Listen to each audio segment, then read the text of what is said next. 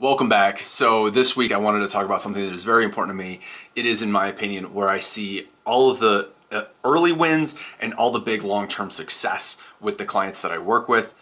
It's a pretty simple concept once you sort of get it rolling, but it always feels clunky to people because it's the opposite of how we really think about money and how we interact with money. And what I'm talking about is planning ahead. Now, you might go, oh, John, I plan ahead. But what I'm talking about is being very purposeful with your planning ahead, having a structured method and strategy around how your planning is going as opposed to just looking ahead and saying kind of what are the bills. It's really knowing where your money is going and how it's getting there. So I want to talk about why that is important. And then I want to give you some tips on how to get there and what I actually work on with people to get them planned ahead and going. Now, let's start from, the 30,000 foot view here. Everybody has a financial goal.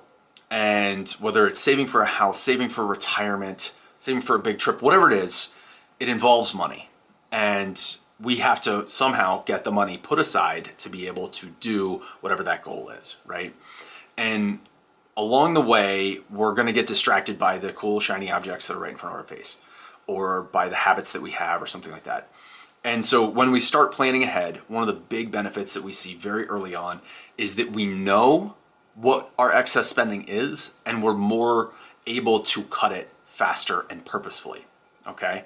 And then, you kind of take a step back from that and go, okay, well, if I'm pulling this money out of here and I'm getting the easy win, I can put it aside for something else. Then, when the weeks come where everybody has a week where like all their bills hit in one week and then nothing hits the next week, right? So when that happens, you've planned ahead, so it's kind of evened out. It doesn't really affect your day-to-day spending because you know that it's coming. You've already planned for it, right? So that allows you to have the money put aside for when that week comes that you don't have a paycheck come in and all your bills hit and whatever it is, and you're not putting anything on a credit card. And this becomes like a free win that no one ever puts into their budget, right? It's not, you can't calculate, you're not making extra money here, but you're not paying extra money in the form of interest on that credit card to the bank.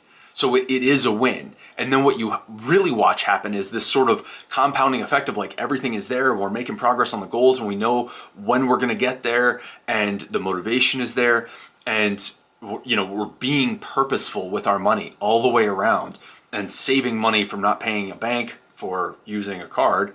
And this beautiful thing happens where you are not stressed anymore. You know how the whole thing's going. You know how it's all operating. You don't have a week where you're stressed out and you're like, oh my God, I got $5 in the bank account, this, that. I got to put it all on a credit card to get me there. You're just chill. Everything is the same across all the weeks. It doesn't really matter. That is the biggest beauty of planning ahead. Now to dive into how you want to set yourself up to plan ahead. So to get there, obviously, we have to start with where we are and what are we doing that's preventing us from getting to our goals faster, right? And so the first thing you need to do is just lay out all your bills, all your bank accounts, see where all of your money is going. Maybe you don't want to go backwards and do this. Maybe you just want to track it over the next couple of months if that's easier. But either way, you have to figure out where all of the money is going. And then sit down and say, okay, and this is an honest to God conversation that I have with clients is, look, what are you doing that's preventing you from getting to your goal? And you have to be introspective about this, and you have to be kind of hard on yourself. It's very easy for me to see from the outside because I can look at it and go, well, you've got 15 Amazon orders from last month. What are you buying? And then you've got to respond to that, right? But when it's you looking at your own stuff, you're like, well, that thing on Amazon that I really wanted, that da-da-da-da, you sort of explain it to yourself. You have to cut the crap there. This isn't a woe is me scenario. We're not going, oh my God, I'm reacting to the things that hit and da-da-da-da and spending in the good weeks and then putting it on a credit card in the bad weeks. We're not doing that anymore, right? So you have to say, what am I doing that is preventing me from getting to my goals? And maybe that comes in the form of you have every streaming service known to man so that you can watch all the sports that you're too busy to watch anyways, or whatever it is. But what we're really looking for, and this is why you have to generally do it over a couple of months, is we're looking for the habits, right? The big pushback that I get is, well, I got a flat tire and da-da-da-da, and it costs a bunch of money. I don't care about a one-off flat tire. We can get to that later, okay? If you have a habit of going out to eat 5 nights a week, that's a problem.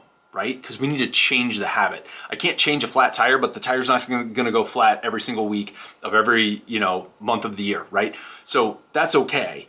But the habit of going out to eat all the time is costing a lot of money. So if we can cut that back, then we have that money. And that's how you get more efficient. And then, this is where planning ahead comes in.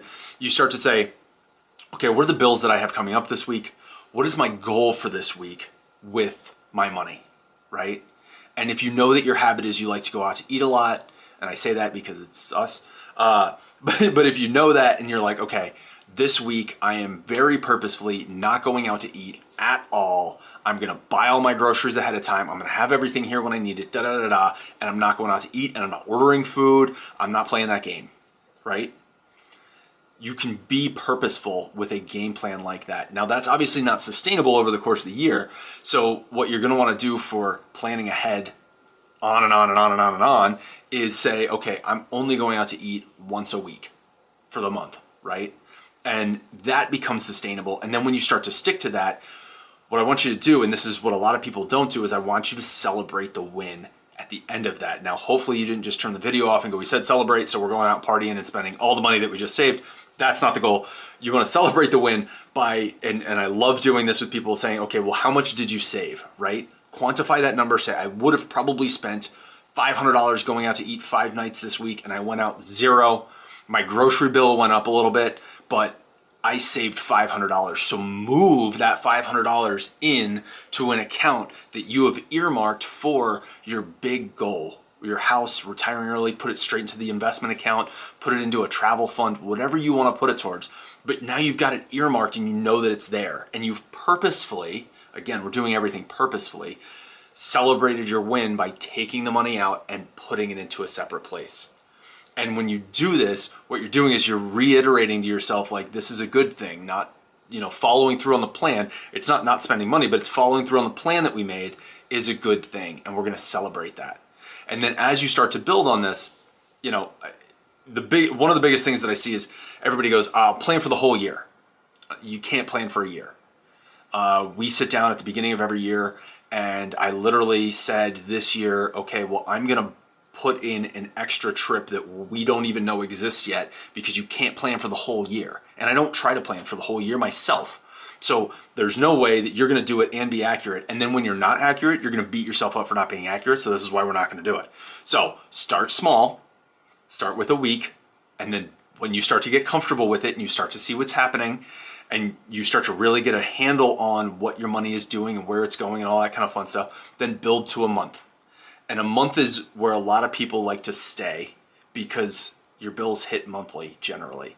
And the ones that you know that hit every so often, you can kind of look ahead and say, okay, well, like the kids start XYZ sport in a couple of months. So let's start to put some money aside for their sports registration fees and equipment and that kind of stuff, right? And then it's kind of quarterly, but most of the stuff hits on a monthly basis. And that's kind of where you can stick. And this all becomes down to you. It's all very individualized. It's all very specific to what your habits are. I used, obviously eating out. I've talked with people, who are like, yeah, we go to the movies all the time. I don't remember the last time I went to the movies. I don't ever go there. Or if you live in New York and you go to Broadway, right? I don't go to Broadway.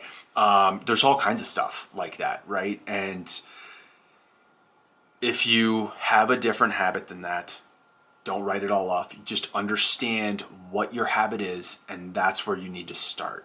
And this is how we start planning ahead. And it is the most effective thing that I think that you can do for yourself. And it's going to take the stress away, and it's going to really normalize a lot of the expenses and those sort of swing weeks that you have. It is kind of clunky when you start doing it, to be honest, because guess what? You've never done it before. So it's not just going to be easy and free-flowing. But if you do have any questions or anything like that, please feel free to reach out. This is honestly what I love helping people do, because this is where you see the most wins, the most sort of smiles on their face, stress-free, remotivated, reinvigorated, all that kind of stuff. And this is where you start to really get the growth and get to your goals, as opposed to wondering why you can't get there. Have a great night. I'll see you next time.